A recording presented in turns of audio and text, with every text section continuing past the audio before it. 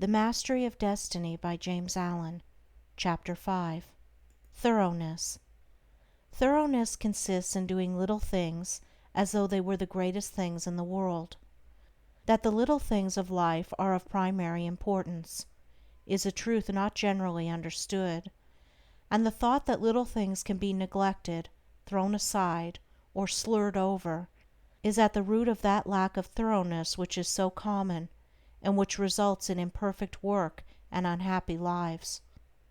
When one understands that the great things of the world and of life consist of a combination of small things, and that without this aggregation of small things the great things would be non-existent, then he begins to pay careful attention to those things which he formerly regarded as insignificant. He thus acquires the quality of thoroughness, and becomes a man of usefulness and influence, for the possession or non-possession of this one quality may mean all the difference between a life of peace and power and one of misery and weakness. Every employer of labor knows how comparatively rare this quality is, how difficult it is to find men and women who will put thought and energy into their work, and do it completely and satisfactorily. Bad workmanship abounds. Skill and excellence are acquired by few. Thoughtlessness, carelessness, and laziness are such common vices that it should cease to appear strange that in spite of social reform the ranks of the unemployed should continue to swell, for those who scamp their work today will another day, in the hour of deep necessity, look and ask for work in vain. The law of survival of the fittest is not based on cruelty, it is based on justice. It is one aspect of that divine equity which everywhere prevails. Vice is beaten with many stripes. If it were not so, how could virtue be developed? The thoughtless and lazy cannot take precedence of, or stand equally with, the thoughtful and industrious. A friend of mine tells me that his father gave all his children the following piece of advice: whatever your future work may be, put your whole mind upon it and do it thoroughly. You need then have no fear as to your welfare, for there are so many who are careless and negligent that the service of the thorough man are always in demand.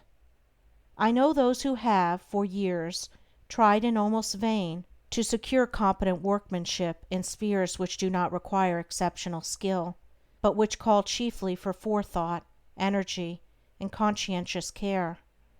They have discharged one after another for negligence, laziness, incompetence, and persistent breaches of duty, not to mention other vices which have no bearing on this subject. Yet the vast army of the unemployed continues to cry out against the laws, against society, and against heaven.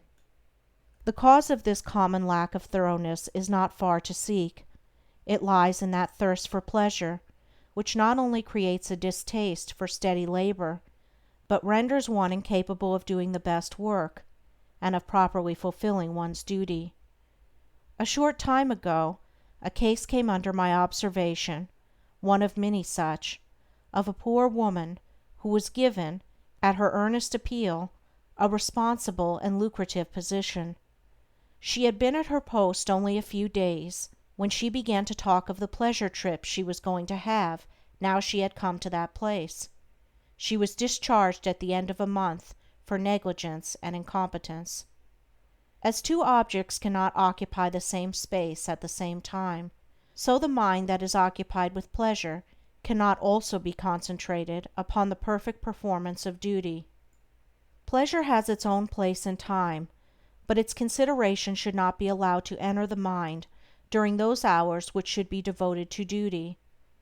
Those who, while engaged in their worldly task, are continually dwelling upon anticipated pleasures, cannot do otherwise than bungle through their work, or even neglect it when their pleasure seems to be at stake. Thoroughness is completeness, perfection. It means doing a thing so well that there is nothing left to be desired. It means doing one's work, if not better than anyone else can do it, at least not worse than the best that others do.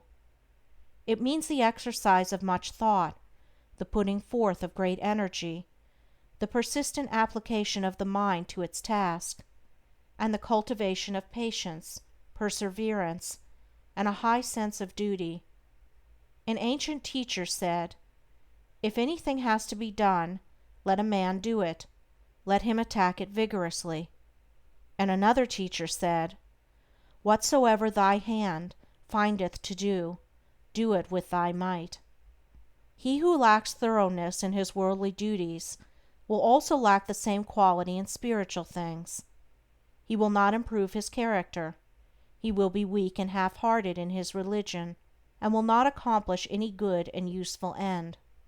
The man who keeps one eye on worldly pleasure and the other on religion, and who thinks he can have the advantage of both conditions, will not be thorough either in his pleasure-seeking or his religion, but will make a sorry business of both.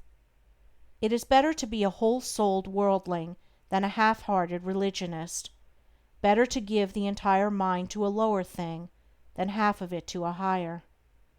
It is preferable to be thorough, even if it be in a bad or selfish direction, rather than inefficient and squeamish in good directions, for thoroughness leads more rapidly to the development of character and the acquisition of wisdom. It accelerates progress and unfoldment, and while it leads the bad to something better, it spurs the good to higher and ever higher heights of usefulness and power. End of chapter 5. Recording by Andrea Fiore.